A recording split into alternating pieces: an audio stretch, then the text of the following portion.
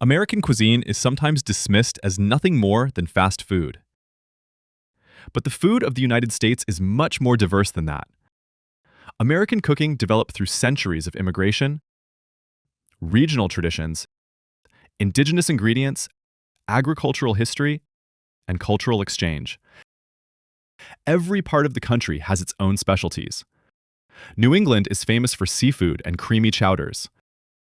The American South is known for fried chicken, biscuits, barbecue, and comforting home cooking.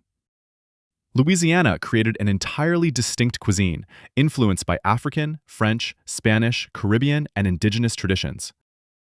Cities such as Chicago, Philadelphia, and Buffalo have also produced dishes that became famous far beyond their original neighborhoods. Today, we are counting down 10 famous American dishes, beginning with number 10 and finishing with one of the most recognizable foods in the world. Hi everyone, welcome to Cooking Show at Home.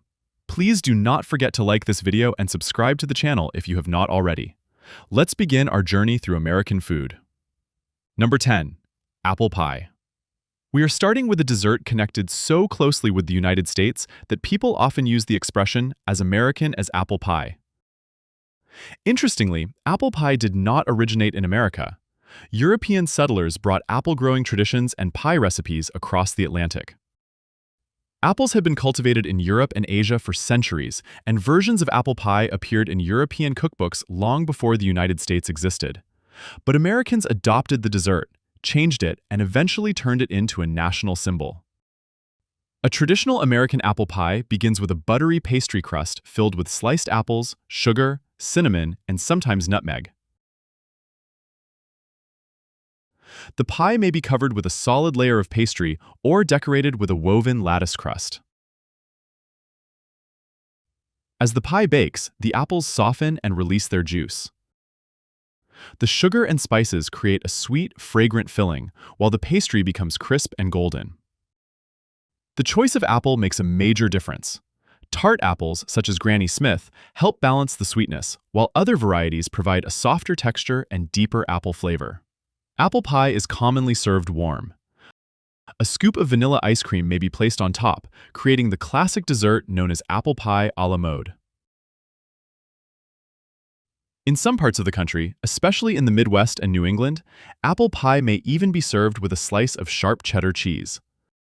The combination sounds unusual, but the salty cheese works surprisingly well with the sweet apples and buttery pastry. Apple pie became especially associated with family gatherings, holidays, county fairs, and traditional home cooking. It represents comfort, familiarity, and nostalgia. It may not have been invented in the United States, but America certainly made apple pie its own.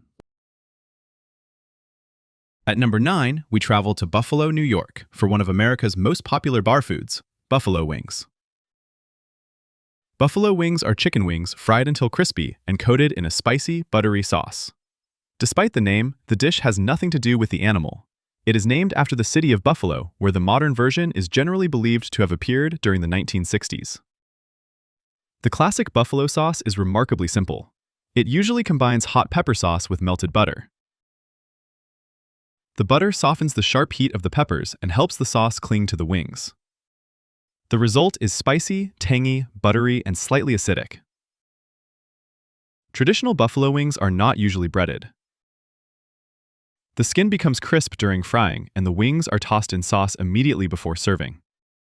They are normally accompanied by celery sticks and either blue cheese or ranch dressing. In Buffalo, blue cheese is the traditional choice.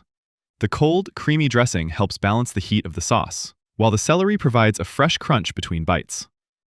Wings may be ordered at different heat levels, from mild to extremely spicy. Restaurants have created countless variations using barbecue sauce, honey, garlic, lemon pepper, teriyaki, and other seasonings. However, the original combination of hot sauce and butter remains the standard. Buffalo wings became strongly associated with American sports culture. They are especially popular during football games, parties, and large social gatherings. They are messy, spicy, and almost impossible to eat politely. But that is part of the experience. At number 8, we have one of the most comforting breakfasts in the American South, biscuits and gravy. First, it is important to explain that American biscuits are not sweet, crunchy cookies. They are soft, flaky bread rolls made from flour, butter or shortening, baking powder, and milk or buttermilk. A well-made biscuit should be lightly crisp on the outside and soft inside, with delicate layers that pull apart easily. For biscuits and gravy, the biscuits are split open and covered with a thick, creamy sausage gravy. The gravy usually begins with crumbled breakfast sausage cooked in a skillet. Flour is added to the fat, followed by milk. As the mixture cooks, it thickens into a rich white gravy seasoned generously with black pepper. This style of gravy is sometimes called sawmill gravy. The dish developed as an inexpensive and filling meal for workers who needed substantial food before a long day of physical labor. Its ingredients were affordable, easy to find, and capable of feeding a large family. Biscuits and gravy are not a light breakfast. The combination is rich, creamy, salty, and extremely satisfying. Today, the dish can be found throughout the South and in diners across the United States. For many Americans, biscuits and gravy taste like home. At number 7, we travel to the northeastern United States for New England clam chowder. This thick, creamy soup is one of the most recognizable dishes associated with the coastal states of New England. New England clam chowder is generally made with clams, potatoes, onions, milk or cream, and frequently salt pork or bacon. The clams provide a salty ocean flavor, while the potatoes make the soup hearty and filling. The chowder should be creamy, but it should not be so thick that it feels like paste. A good version balances the richness of the dairy with the natural brininess of the clams. It is often served with small oyster crackers, which can be scattered over the top or crushed into the soup. In coastal restaurants, clam chowder may also be served inside a hollowed-out loaf of sourdough bread. The bread absorbs the soup and becomes part of the meal. There are several regional styles of clam chowder in the United States. Manhattan clam chowder uses tomatoes and has a red broth. Rhode Island versions may use a clearer broth without milk or tomatoes. But when most Americans hear the words clam chowder, they picture the creamy New England version. The dish reflects the maritime history of the northeastern United States, where fishing and shellfish harvesting have supported coastal communities for generations. On a cold and windy day near the Atlantic Ocean, a hot bowl of clam chowder is difficult to beat. At number 6, we arrive in Philadelphia for a sandwich that inspires strong opinions, the Philly cheesesteak. A cheesesteak is made with thinly sliced beef, cooked quickly on a hot griddle, and placed inside a long, soft roll. The beef is usually chopped and moved around the griddle with metal spatulas as it cooks. Onions may be added, along with melted cheese. The three most common cheese choices are American cheese, provolone, and processed cheese sauce, commonly known as Cheese Whiz. People in Philadelphia can debate these options very seriously. When ordering, customers may be asked whether they want the sandwich with or without. This refers to whether they want fried onions. The sandwich is not normally overloaded with complicated toppings. Its success depends on the quality of the bread, the tenderness of the beef, and the way the cheese melts into the meat. The roll must be strong enough to hold the filling, but soft enough to bite through easily.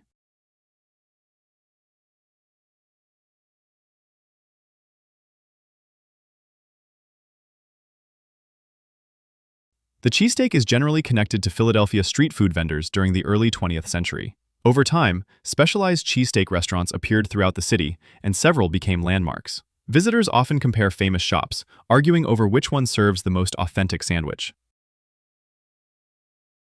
Outside Philadelphia, restaurants may add mushrooms, peppers, mayonnaise, or other toppings. These versions can still be delicious, although Philadelphia purists may not consider all of them traditional. A proper cheesesteak is hot, juicy, cheesy, and slightly messy. It is not simply a sandwich. In Philadelphia, it is part of the city's identity. At number 5, we have one of America's most dramatic interpretations of pizza, Chicago deep dish.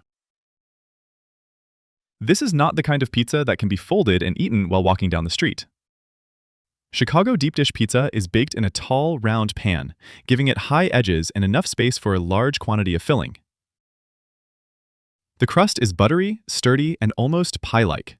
Cheese is placed directly over the dough, followed by meats or vegetables. The tomato sauce is usually added on top. This reversed order protects the cheese during the longer baking time and prevents it from burning. The result is an extremely thick pizza with layers of crust, cheese, toppings, and chunky tomato sauce. Because of its size and weight, deep dish pizza is usually eaten with a knife and fork. It also requires patience. Baking one takes much longer than preparing a thin pizza. The style became famous in Chicago during the 1940s and eventually became one of the city's signature foods. There is also another Chicago style called stuffed pizza, which includes an additional layer of dough inside or over the filling. However, not everyone in Chicago eats deep dish pizza regularly. Many residents prefer a thinner, crisp pizza cut into small squares, known as tavern-style pizza. Still, deep dish is the version most visitors want to experience. Some people insist that it is not really pizza at all. They call it a casserole, a pie, or even a bowl of cheese and tomato sauce. Chicago does not seem particularly concerned by the criticism. Deep dish pizza is bold, filling, and unapologetically excessive, just as it is meant to be. At number 4, we enter the complex and flavorful world of Louisiana cuisine.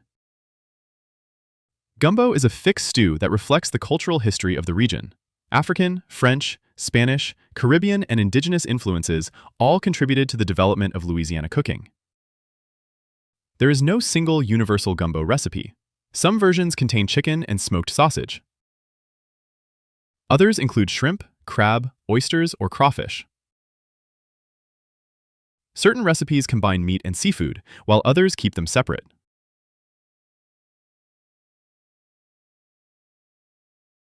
Many gumbos begin with a roux made by cooking flour and fat together. Unlike a pale French roux, a gumbo roux may be cooked until it becomes deep brown.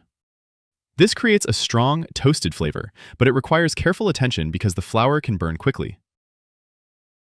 Onion, celery, and bell pepper are commonly added. This combination is sometimes called the holy trinity of Louisiana cooking. Gumbo may be thickened with okra, filet powder made from dried sassafras leaves, or the roux itself. The word gumbo is often connected to an African term for okra, showing the importance of African culinary influence on the dish. Once all the ingredients are combined, the gumbo simmers until its flavors become deep and concentrated. It is normally served in a bowl with rice. Gumbo is more than a collection of ingredients. It is a dish built around patience. The roux needs time, the meat needs time, and the flavors need time to come together. Every Louisiana family seems to have its own version, and each cook may insist that theirs is the correct one. The truth is that gumbo's diversity is one of its greatest strengths. At number 3, we have Southern fried chicken. Fried chicken exists in many cultures, but the version developed in the American South became one of the country's most famous foods. Its history reflects several cooking traditions, including European methods of frying chicken and West African traditions of bold seasoning. To prepare Southern fried chicken, pieces of chicken are seasoned and often soaked in buttermilk. The buttermilk helps tenderize the meat and allows the flour coating to stick. The chicken is then covered in seasoned flour and fried until the outside becomes crisp and golden.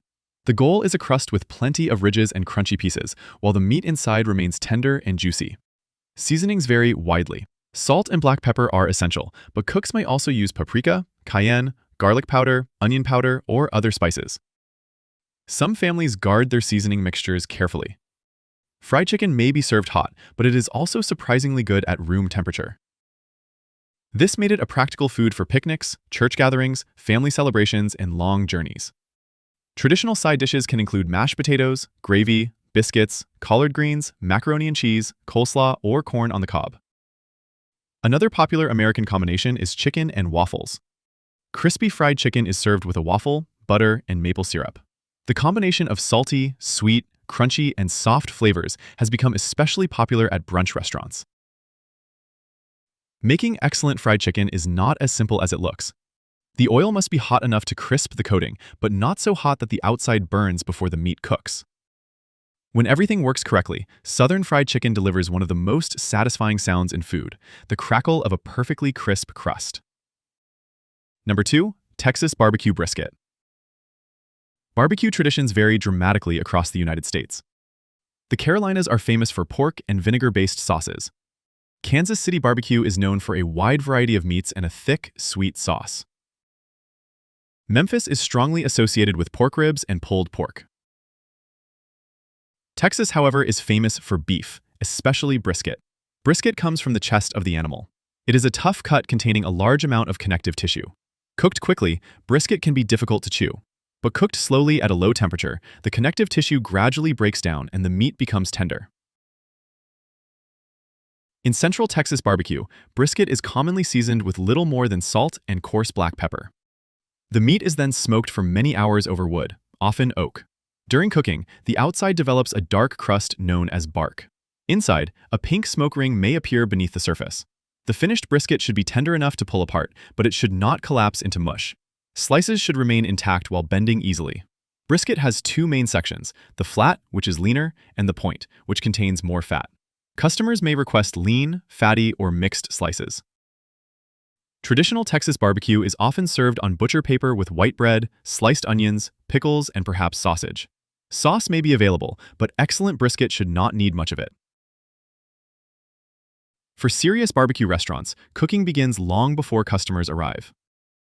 Pitmasters manage fires through the night, monitoring temperature, smoke, airflow, and the condition of the meat.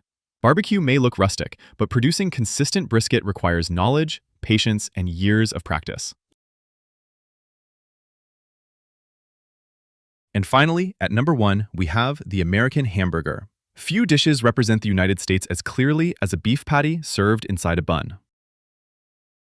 The exact origin of the hamburger remains debated. Several restaurants and cooks have claimed to be the first to place ground beef between pieces of bread. What is clear is that the hamburger developed into its modern form in the United States and became one of the most influential foods in the world.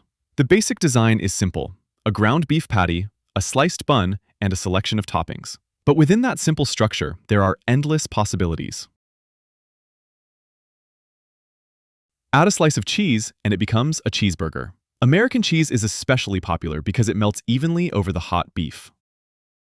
There are also regional variations. In Oklahoma, thinly sliced onions are pressed directly into the meat while it cooks, creating the famous onion burger.